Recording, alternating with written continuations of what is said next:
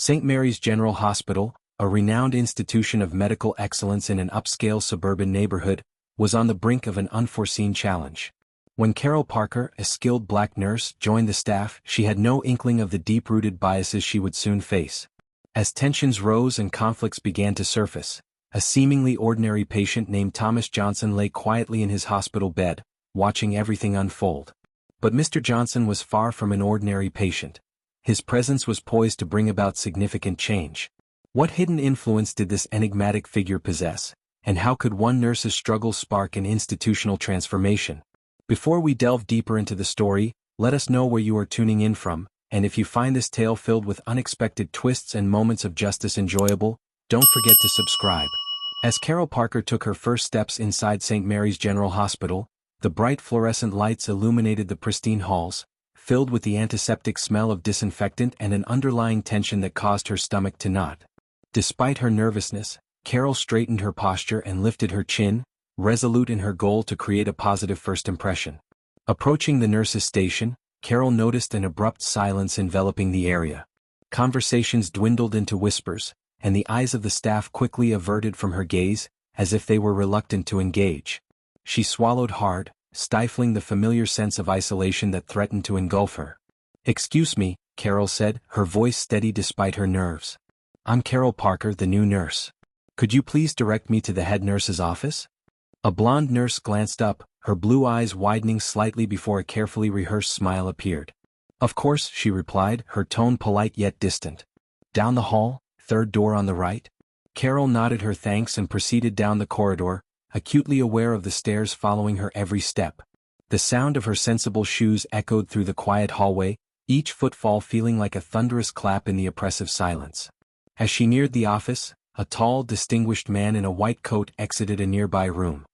His salt and pepper hair and commanding presence signaled his seniority. Carol's heart raced with hope. Perhaps this would be an opportunity for a meaningful connection. "Good morning, doctor," she greeted with a warm smile. "I'm Carol Parker, the new nurse starting today. It's a pleasure to meet you." The doctor's cold, steel-gray eyes swept over her, revealing no warmth. "Dr. William Gavs," he replied curtly. "I trust you've been properly oriented to our protocols." Before Carol could respond, Dr. Gavs continued, "We maintain exceptionally high standards here at St. Mary's. I hope you're ready to meet them." Without waiting for a reply, he brushed past her, leaving Carol standing alone in the corridor. Her outstretched hand slowly fell to her side, and she felt deflated by the interaction. Yet, Carol was determined not to let this discourage her. She took a deep breath, squared her shoulders and knocked on the head nurse's door. As she awaited a response, her thoughts wandered back to her nursing school days. Her mother's voice echoed in her mind. "Baby girl," she had said, her tone a blend of pride and concern, "you're going to have to fight twice as hard as everyone else, but don't you ever let them see you sweat. You come from a long line of strong women, and you've got that same strength in you." Carol recalled the late-night study sessions, the extra hours spent in the lab, and the persistent feeling of needing to prove herself. She remembered the subtle dismissals from certain professors, the raised eyebrows when she excelled, and the hushed remarks from classmates questioning her place in the program. Through it all, Carol had persevered, graduating at the top of her class, her determination and skill silencing even her most vocal critics. Now, standing in the halls of St. Mary's, she drew strength from those memories.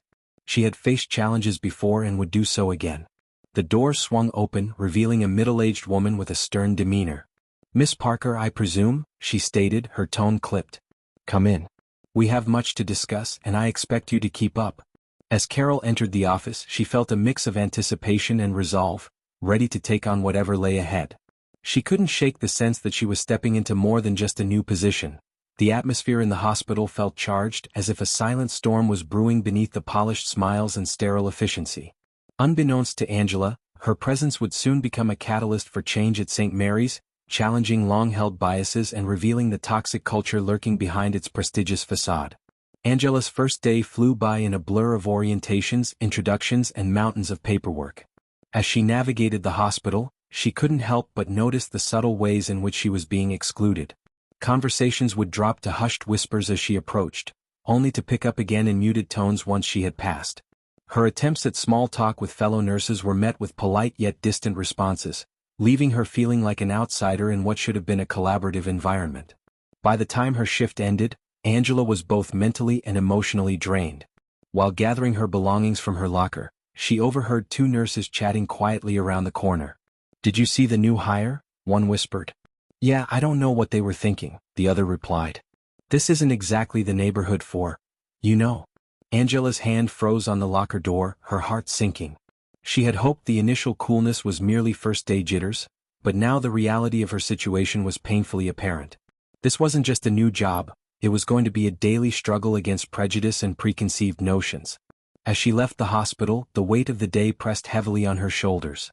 Carol made her way to the bus stop, her mind a whirlwind of conflicting emotions. The excitement she had felt that morning was now overshadowed by a gnawing sense of doubt and isolation. Sitting on the hard plastic bench, she pulled out her phone and dialed a familiar number. After 2 rings, a warm, comforting voice answered. "Hey baby girl, how was your first day?" At the sound of her mother's voice, tears threatened to spill from the corners of Carol's eyes. She took a shaky breath, determined not to break down in public. "It was challenging, Mama," she admitted, her voice barely above a whisper.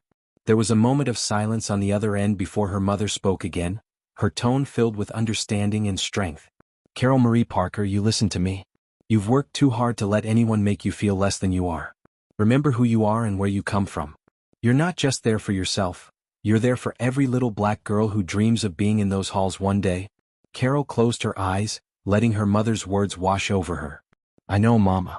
It's just, I didn't expect it to be this hard." "Nothing worth doing is ever easy, baby," her mother replied.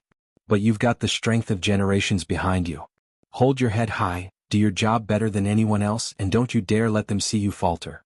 You hear me?" "Yes, Mama," Carol said, feeling a renewed sense of determination. "I hear you." As she ended the call, she noticed a sleek black Mercedes slow down as it passed the bus stop, its tinted windows reflecting the fading light of the day. She caught a brief glimpse of Dr. Greaves as his eyes locked onto hers for a moment before the car sped away. Carol straightened her posture, her mother's words resonating in her mind. Though she was facing a formidable challenge, she knew she was not alone. With her family's strength behind her and her own determination to succeed, Carol felt equipped to tackle whatever obstacles St. Mary's might present. As the bus approached, Carol braced herself for another day, unaware that her presence at St. Mary's was about to trigger a series of events that would challenge the very core of the hospital's culture, exposing long-hidden biases and forcing a long-overdue reckoning. The weeks at St. Mary's General Hospital unfolded like a slowly burning fuse, each day adding more tension to Carol Parker's already demanding work environment. The initial coldness she had faced on her first day had morphed into a more insidious form of exclusion, one that was less obvious yet impossible to ignore. While making her morning rounds, Carol couldn't help but notice the stark contrast in how she was treated compared to her white colleagues. Dr. William Greaves, in particular, seemed to take a perverse pleasure in criticizing her work, regardless of how diligently she performed her tasks. "Nurse Parker," Dr. Greaves called out one morning, his voice cutting through the busy nurses' station. "I hope you've familiarized yourself with our protocols by now. We can't afford any mistakes." The emphasis he placed on the word mistakes sent a chill down her spine. Carol met his gaze steadily, refusing to be intimidated. "Of course, Dr. Greaves. I assure you I'm fully versed in all hospital procedures." He raised an eyebrow, a smirk curling at the corners of his mouth. "We'll see about that, won't we? Let's hope you learned everything you need to hear." His barely veiled condescension didn't escape Carol's notice, nor did it go unnoticed by the other nurses, who pretended to be busy while clearly eavesdropping. As Dr. Greaves walked away, Carol felt the weight of unspoken judgments pressing down on her. Throughout the day, she found herself assigned to the most difficult and undesirable tasks, while her white colleagues handled relatively straightforward cases. "Carol, would you mind taking Mr. Johnson in room 305? A fellow nurse asked, her voice dripping with false sweetness. "He's been a bit challenging today." Carol nodded, fully aware that challenging was an understatement. Mr. Johnson was notorious for his racist outbursts and had already reduced 2 nurses to tears that week. Nevertheless, Carol approached the task with unwavering professionalism, determined to prove her worth. As she entered Mr. Johnson's room, bracing herself for the inevitable tirade, she couldn't shake the feeling that this assignment was yet another test of her resolve, or worse, a setup for failure. "What are you doing here?" Mr. Johnson spat as soon as he saw her. "I told them I don't want no colored nurse touching me." Taking a deep breath, Carol steeled herself against the onslaught of hateful words. "Mr. Johnson, I'm here to check your vitals and change your dressing. I assure you I'm more than qualified to provide your care." As she worked, enduring a constant stream of racial slurs and insults, Carol maintained her composure. She completed her tasks with precision and care, refusing to allow Mr. Johnson's bigotry to impact the quality of her work. When Carol finally stepped out of Mr. Johnson's room, she found Dr. Greaves waiting for her in the hallway, an expression of feigned concern etched on his face. "Everything all right in there, Nurse Parker?" "We heard quite a commotion." Carol met his gaze steadily. "Mr. Johnson's vitals are stable and his dressing has been changed. Is there anything else you need from me, Dr. Greaves?" For a brief moment, surprise flickered across the doctor's face, only to be quickly replaced by his usual condescension. "Well, let's hope you can maintain that level of composure with all your patients. We wouldn't want any complaints now, would we?" As Dr. Greaves walked away, Carol couldn't shake the feeling that she had just been subjected to some sort of test, one that should never have been imposed upon her. The rest of her shift passed in a blur of endless tasks and subtle slights. She found herself constantly double-checking her work, not out of self-doubt but because she was acutely aware that even the smallest mistake would be amplified and used against her. As the day dragged on, Carol noticed how her white colleagues seemed to glide effortlessly through their shifts, chatting and laughing, while she struggled under the burden of her disproportionate workload. The inequality was glaring, yet each time she considered speaking up, her mother's words echoed in her mind, "Don't you dare let them see you falter." By the time her shift ended, Carol was physically and emotionally drained. As she gathered her belongings from her locker, she overheard two nurses whispering nearby. "Can you believe they're making such a big deal about diversity hires?" one said, her voice laced with disdain. "It's not like they can keep up with the rest of us anyway." Carol's hand froze on her locker door, her heart racing. She yearned to confront them and defend herself, but she knew that any such confrontation would only reinforce their biases. Instead, she closed her locker quietly and walked out of the hospital, holding her head high despite the weight of the day pressing down on her shoulders. While waiting at the bus stop, the same sleek black Mercedes she had seen before pulled up next to her. The window rolled down to reveal Dr. Greaves behind the wheel. "Nurse Parker," he called out, his voice dripping with insincerity. "Waiting for the bus again? Such a shame. Looks like that's all you can afford on a nurse's salary, isn't it?" Before Carol could respond, Dr. Greaves sped away, leaving her feeling humiliated and furious. His casual cruelty cut deep, reminding her once again of the uphill battle she faced daily at St. Mary's. As she boarded the bus, Carol's mind was a whirlwind of emotions. The excitement and hope she had felt when she first started at St. Mary's seemed like a distant memory, replaced by a grim determination to endure in this hostile environment. But even as she wrestled with the events of the day, a small voice inside her whispered that something had to change. The question remained, would she break under the constant pressure, or would her perseverance finally bring about a shift in the toxic culture of St. Mary's? Unbeknownst to Carol, an unexpected ally was about to enter her life, someone who would help tip the scales in her favor and expose the deep-seated prejudices festering within the walls of St. Mary's General Hospital. As the bus rumbled through the darkening streets, Carol closed her eyes, drawing strength from her mother's words and the legacy of resilience that coursed through her veins. Tomorrow would be another battle, but she was determined to confront it head-on, no matter the challenges that awaited her. The next morning, Carol arrived at St. Mary's with renewed determination. She had spent the night reflecting on her experiences and reminding herself of why she had chosen nursing in the first place, to help people regardless of their background or her own struggles. As she made her way to the nurse's station, she felt a sense of purpose guiding her forward.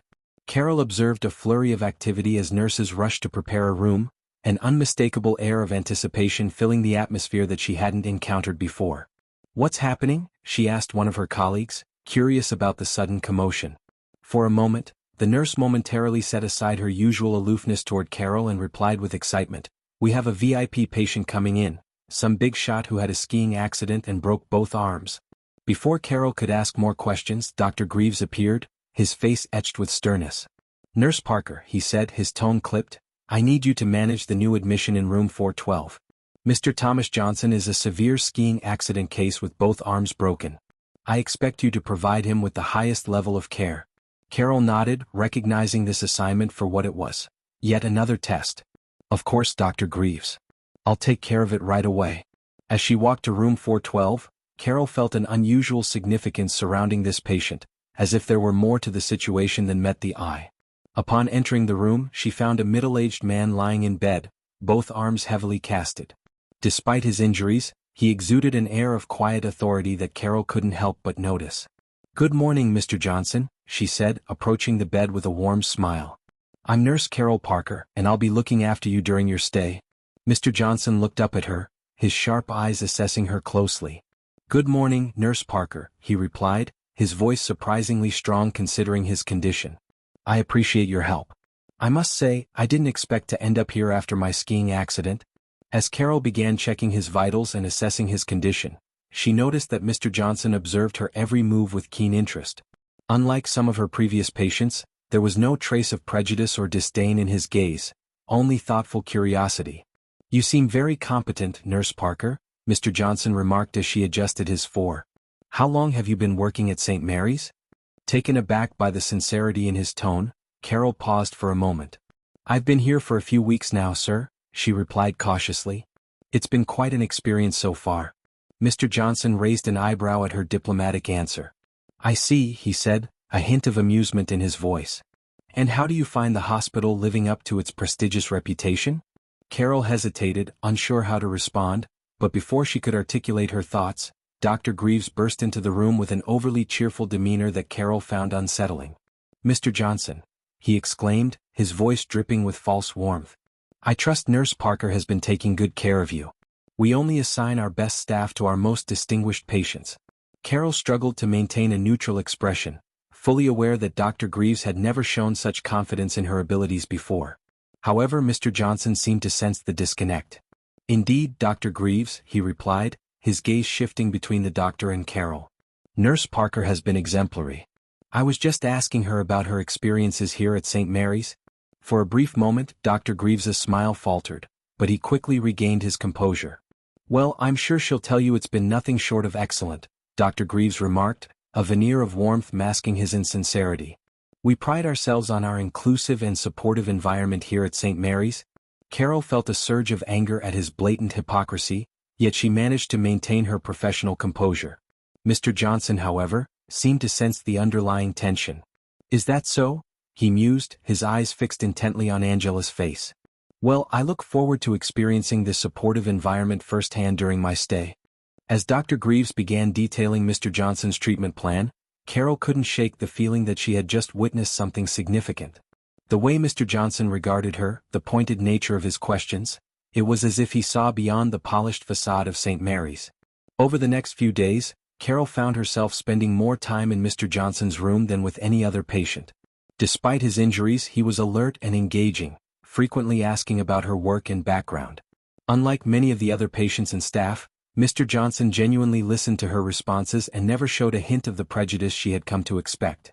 One afternoon, while changing Mr. Johnson's bandages, Carol overheard a chilling conversation outside the room. "I don't care what Dr. Greaves says," one nurse hissed. "I don't trust that Parker woman with our VIP patient.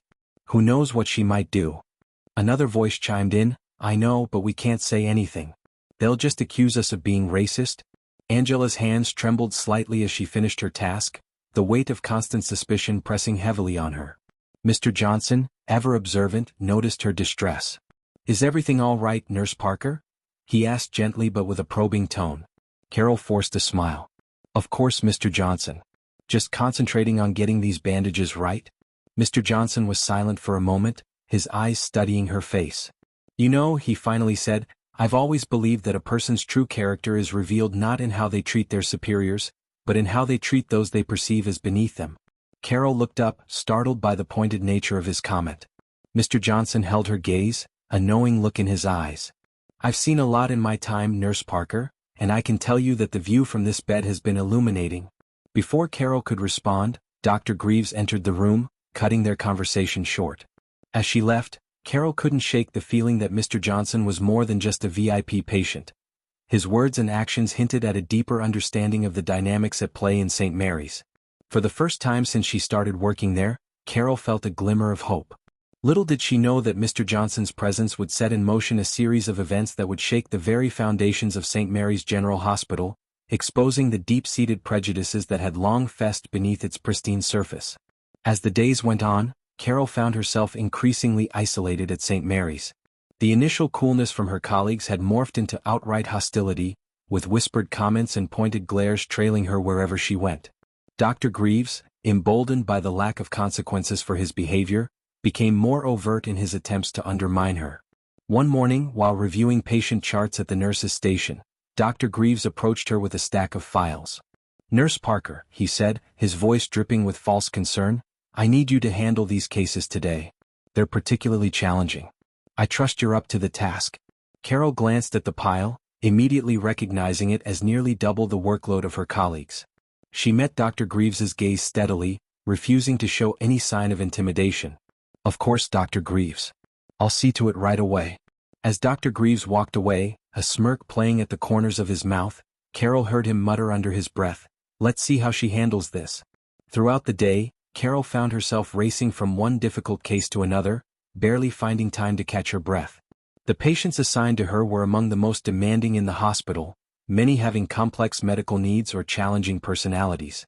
Despite the overwhelming workload, Carol remained determined to prove herself. Carol was determined to uphold her standards, approaching each patient with the same level of care and professionalism, even as fatigue began to take its toll.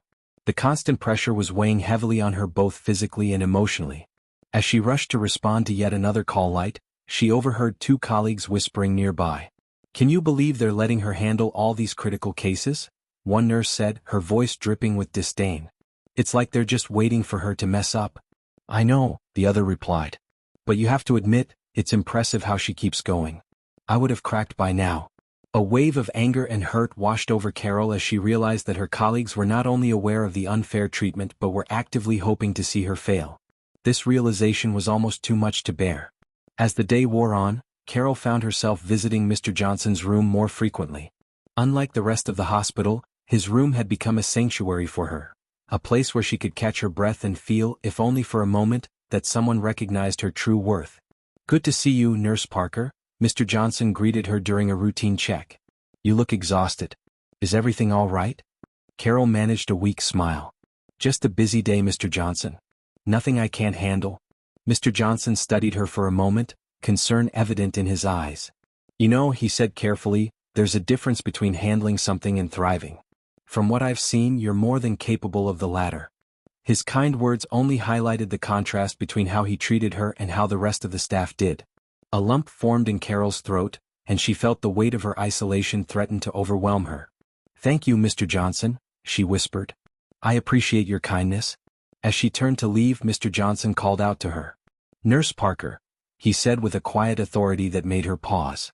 "Remember, sometimes the greatest strength lies in knowing when to speak up." Carol left the room, her mind swirling with the implications of his words. As she made her way back to the nurse's station, she couldn't shake the feeling that something significant was about to happen. Little did she know, the next day would bring a series of events that would test her limits and force a long-overdue confrontation that had been brewing since her first day at St. Mary's. The following morning, Carol arrived at work to find the hospital buzzing with heightened activity. Rumors were swirling about a high-stakes emergency operation scheduled for later that day, with several hospital board members and important visitors expected to observe. As Carol began her rounds, she couldn't help but notice the nervous energy permeating the hospital. Nurses and doctors alike seemed on edge, the pressure of the upcoming operation weighing heavily on everyone's minds. Midway through her morning duties, Dr. Greaves approached Carol, a glint in his eye that immediately put her on guard. "Nurse Parker," he said, his voice carefully neutral, "we need you to assist in the emergency operation this afternoon. It's a critical case and I trust you're prepared to handle it." Surprise and suspicion washed over Carol. Being asked to assist in such a high-profile operation was typically an honor, but coming from Dr. Greaves, she wondered if there was an ulterior motive. "Of course, Dr. Greaves," she replied, keeping her voice steady. "I'll be ready." As Dr. Greaves walked away, Carol overheard him mutter to another doctor, "Let's see how she handles the pressure. This should be interesting." The hours leading up to the operation were a blur of preparation and anticipation. Carol threw herself into her work, double and triple checking everything to ensure she was as prepared as possible for whatever challenges the surgery might bring. As she scrubbed in, she couldn't help but notice the skeptical looks from some of the other staff members. Carol took a deep breath, bracing herself for what lay ahead. Her mother's words echoed in her mind, "Don't you dare let them see you falter." As the operation commenced, Carol found herself working alongside Dr. Greaves and several senior staff members. The tension in the room was palpable, amplified by the knowledge that important observers were watching their every move, adding an extra layer of pressure. Despite the challenging atmosphere, Carol remained focused, her movements precise and efficient. She anticipated the surgeon's needs, handing them instruments before they even had to ask, her years of training and experience shining through. However, as the operation progressed, Carol noticed something that made her heart race. Dr. Greaves, usually so confident and assured, appeared to hesitate, his hands trembling slightly as he prepared to make a critical incision. In that split second, Carol realized he was about to make a potentially life-threatening mistake. Without hesitation, she spoke up. "Dr. Greaves," she said, her voice clear and steady, "perhaps we should consider approaching from a different angle. The patient's anatomy suggests it might be safer." The room fell silent, all eyes turning toward her. Dr. Greaves looked at Carol, a mix of surprise and anger flashing across his face. For a moment, she feared he might dismiss her suggestion outright, but then, almost imperceptibly, he nodded. He adjusted his approach based on her recommendation. As they continued the operation, it became clear that her intervention had likely saved the patient's life. Once the surgery concluded successfully, Carol felt the weight of many eyes upon her. Some looked at her with newfound respect, while others, including Dr. Greaves, appeared to seethe with barely contained anger. As they began to clean up, Dr. Greaves turned to her, his voice low and menacing. "Nurse Parker, I need to see you in private. Immediately." Carol's heart raced as she followed him out of the operating room, knowing that speaking up had been the right thing to do, but also realizing it might have just cost her her job.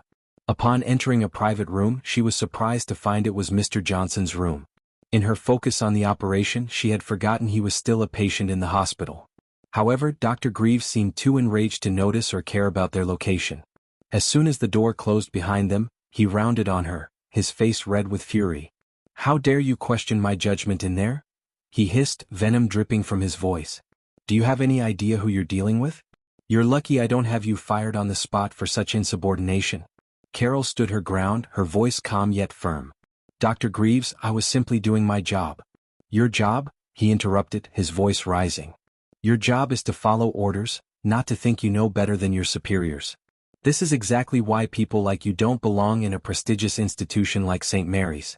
You're here because of some misguided attempt at diversity, not because you possess any real skill or knowledge."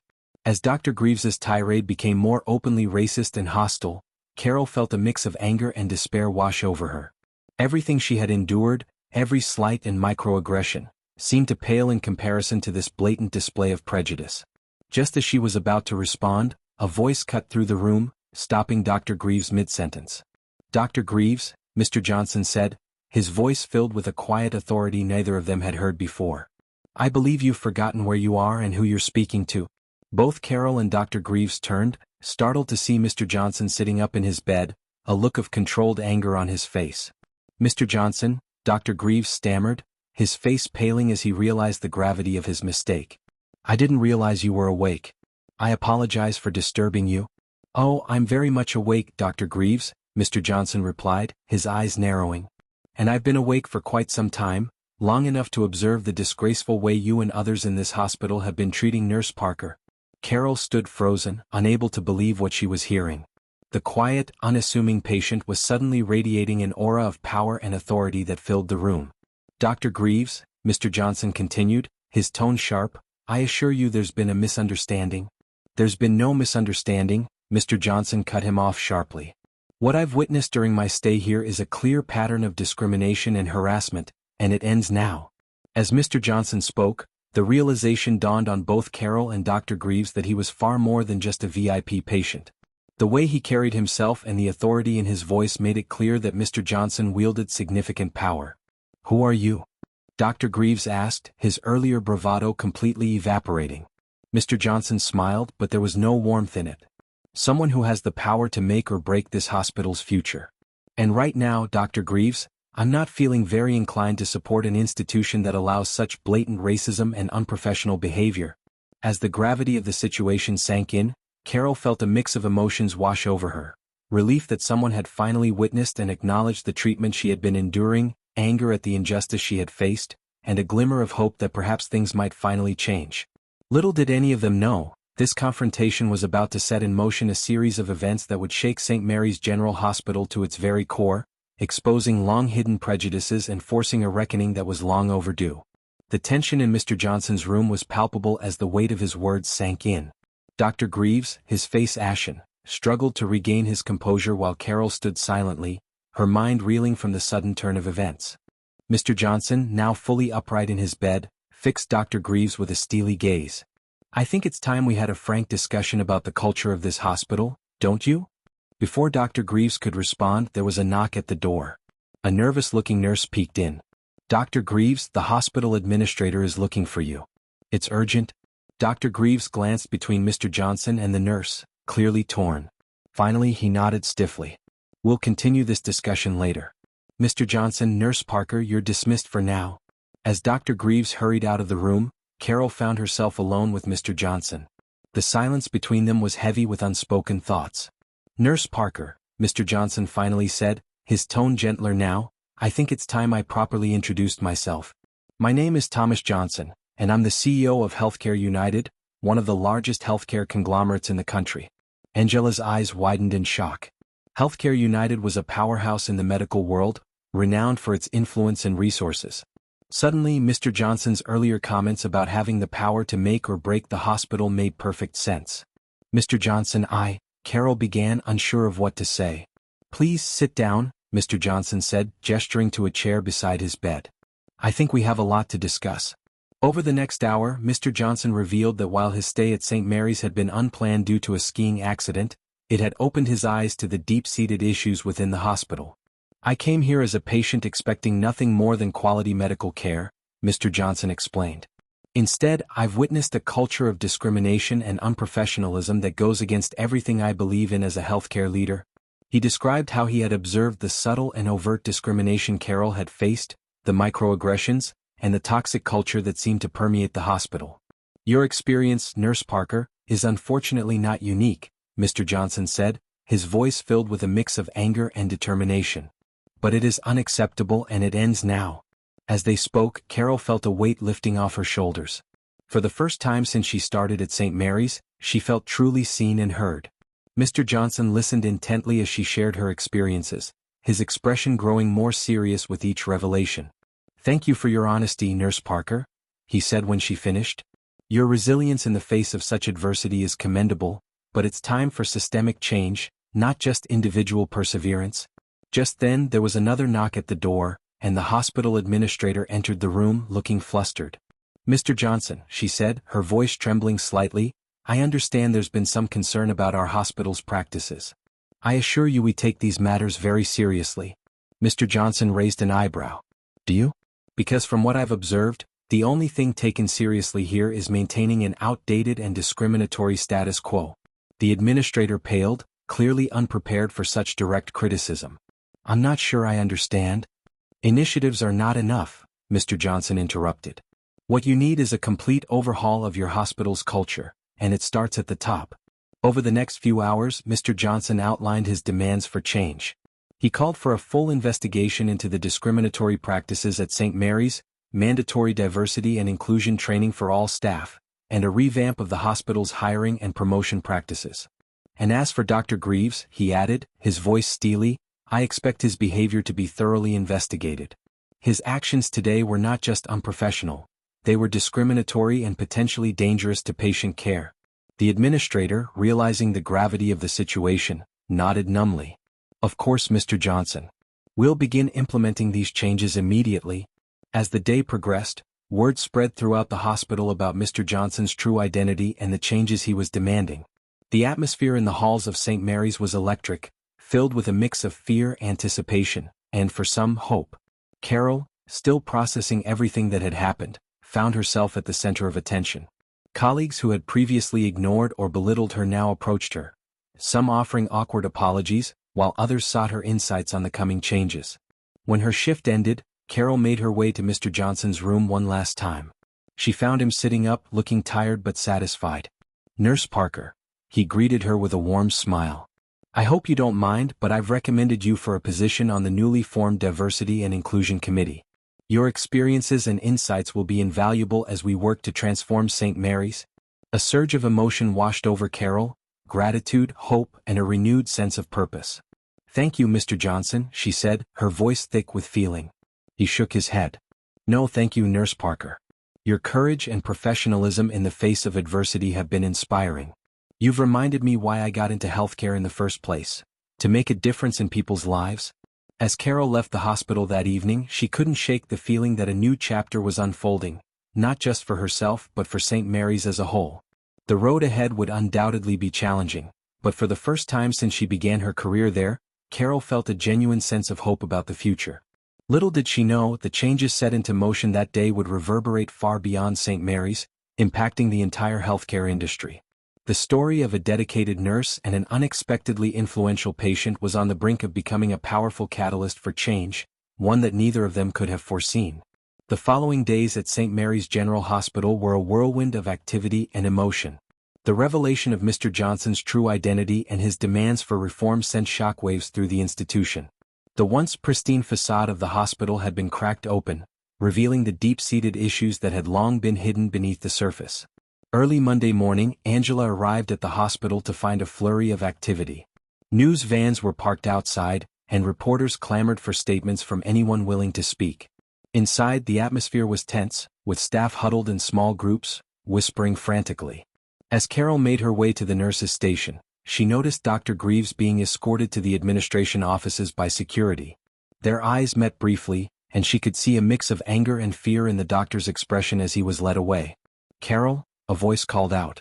She turned to see Sarah, one of the nurses who had previously been distant toward her, approaching with an awkward smile.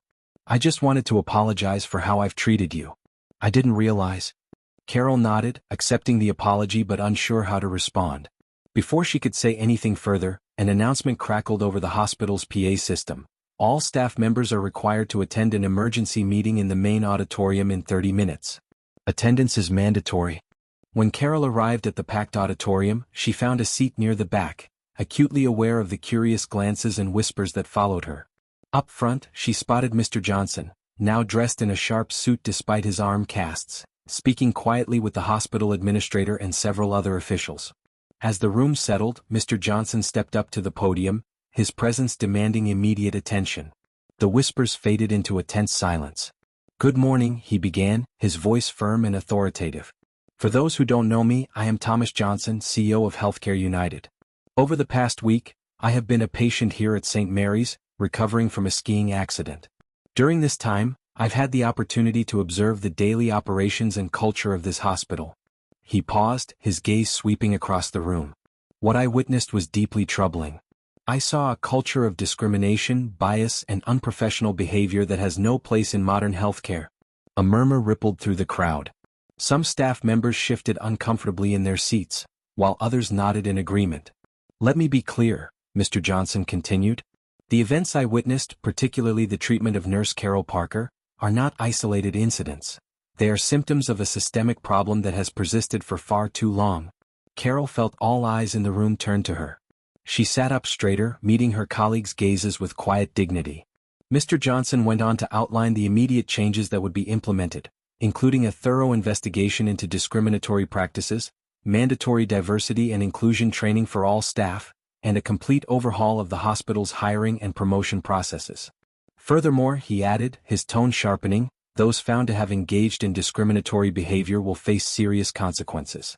This includes Dr. William Greaves, who has been suspended pending a full investigation into his conduct. The announcement sent another wave of whispers through the crowd. Carol noticed some of Dr. Greaves' longtime supporters looking shocked and angry, while others appeared relieved. "I know these changes may be difficult for some of you," Mr. Johnson continued. "Change is never easy. But let me be clear, this is not just about doing the right thing morally, it's about providing the best possible care for our patients. A diverse, inclusive, and respectful workplace leads to better outcomes for everyone."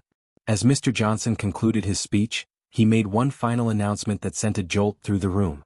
"Lastly, I want to introduce you to the person who will be leading many of these changes. Nurse Carol Parker has agreed to take on the role of Chief Diversity Officer at St. Mary's. Her experiences and insights will be invaluable as we work to transform this institution." A mix of shock, pride, and nervousness washed over Carol as applause filled the room. She hadn't expected this announcement, having only discussed joining the Diversity and Inclusion Committee with Mr. Johnson. As she made her way to the front of the room at his beckoning, she could see a range of emotions on her colleagues' faces: surprise, respect, and in some cases, lingering resentment. Standing at the podium, Carol took a deep breath before addressing the room. "Thank you, Mr. Johnson. To all of you, I want to say this. I stand before you not as an adversary, but as a colleague who believes in the potential of St. Mary's and everyone in this room. The road ahead won't be easy, but I'm committed to working with all of you to create a hospital where every staff member feels valued, and every patient receives the best possible care, regardless of their background." As Carol spoke, she could see the impact of her words. Some staff members nodded in agreement, while others looked thoughtful. Even those who had been openly hostile to her in the past seemed to be listening intently. After the meeting, Carol found herself surrounded by colleagues offering congratulations, apologies, and in some cases tentative olive branches. The atmosphere in the hospital had shifted dramatically. While there was still tension and uncertainty, there was also a palpable sense of hope and possibility. As the day wore on, Carol worked alongside Mr. Johnson and the hospital administration to begin implementing the promised changes. It was exhausting but exhilarating work. For the first time since she started at St. Mary's, Carol felt she was truly making a difference. That evening, as Carol prepared to leave the hospital, she found Mr. Johnson waiting for her near the exit. "Nurse Parker," he said with a warm smile, "or should I say Chief Diversity Officer Parker? How are you holding up?" Carol let out a tired laugh. "It's been quite a day, Mr. Johnson. I'm still processing everything, to be honest." Mr. Johnson nodded understandingly. "I know it's a lot to take in, but I want you to know that I have full confidence in your ability to lead these changes. Your resilience and integrity in the face of adversity are exactly what St. Mary's needs right now." As they walked out of the hospital together, Mr. Johnson turned to Carol with a serious expression. "You should know that what's happening here at St. Mary's is just the beginning. I plan to implement similar changes across all of Healthcare United's facilities." "Your story?" Carol felt the weight of her new responsibilities settle on her shoulders, but instead of feeling overwhelmed, she felt a sense of empowerment. "I'm ready for the challenge, Mr. Johnson. Together we can create meaningful, lasting change." As they parted ways, she reflected on the incredible transformation that had taken place in just a few short days. From feeling isolated and on the verge of giving up, she now stood at the forefront of a movement that could revolutionize not just St. Mary's but the entire healthcare industry. The road ahead would be challenging, filled with obstacles and resistance from those opposed to change. However, as Carol looked back at the hospital, a surge of determination coursed through her. This was no longer just a job, it was a calling, a chance to ensure that no healthcare professional would have to endure what she had experienced. With renewed purpose, she set off into the evening, ready to face whatever challenges tomorrow might bring. The transformation at St. Mary's had begun, marking a new chapter in the fight for equality and inclusion in healthcare. In the months following Mr. Johnson's revelation, St. Mary's General Hospital underwent a remarkable transformation under Angela's leadership as Chief Diversity Officer, bolstered by Mr. Johnson's continued support. The toxic culture that once permeated the hospital began to shift toward one of inclusivity and respect. The mandatory diversity and inclusion training, initially met with resistance, gradually opened eyes and changed hearts. Following a thorough investigation, Dr. Greaves was dismissed from his position, sending a clear message that discriminatory behavior would no longer be tolerated. As the changes at St. Mary's gained traction, Carol found herself in demand as a speaker at medical conferences and diversity seminars. A year after the pivotal day of Mr. Johnson's intervention, she stood before a packed auditorium at a national healthcare conference. "A year ago," Carol began, "I was a nurse on the verge of giving up. Today I stand before you as living proof that change is possible, that one voice can make a difference." She recounted St. Mary's journey of transformation, not shying away from the challenges they had faced but also celebrating the victories. The lives touched, the minds changed, and the culture shifted. After the conference, Mr. Johnson, now fully recovered from his injuries, approached Carol with a warm smile. "Carol," he greeted her, "you've come a long way from the nurse I met a year ago." They discussed the progress at St. Mary's and its ripple effects across the healthcare industry. Mr. Johnson shared that several other hospitals in the Healthcare United network had begun implementing similar programs. "You know, Carol," he said, "when I checked into St. Mary's after my skiing accident, I never could have imagined the journey it would set in motion. You've not only transformed St. Mary's but reignited my own passion for this work." As Carol prepared to return to St. Mary's, she reflected on her incredible journey from an isolated, frustrated nurse to a leader and change-maker. She had come so far. The work was far from over, but she felt a sense of hope and determination stronger than ever. Upon arriving back at St. Mary's, she was greeted by Sarah, who had once been a cold colleague but had now become a strong ally. The hospital buzzed with new energy, as staff members collaborated and communicated in ways they had never done before. In the main lobby, Carol paused before a new mural depicting a diverse group of healthcare professionals working together. A plaque below read, "Diversity is our strength. Inclusion is our commitment. Compassion is our calling." As she settled into her office, ready to tackle new challenges, Carol smiled, knowing that the transformation of St. Mary's was just the beginning. The real work of changing hearts, minds, and entire systems was ongoing, and she was prepared for it all, committed to fighting for a truly inclusive healthcare system, one day at a time. What moment in Angela's journey resonated with you the most? Was it her perseverance in the face of discrimination, or perhaps Mr. Johnson's unexpected intervention? Share your thoughts in the comments below. If you enjoyed the video, please consider subscribing to my channel. I pour my heart into crafting these heartwarming stories for you, and your support is what keeps me going. I appreciate having you on this journey.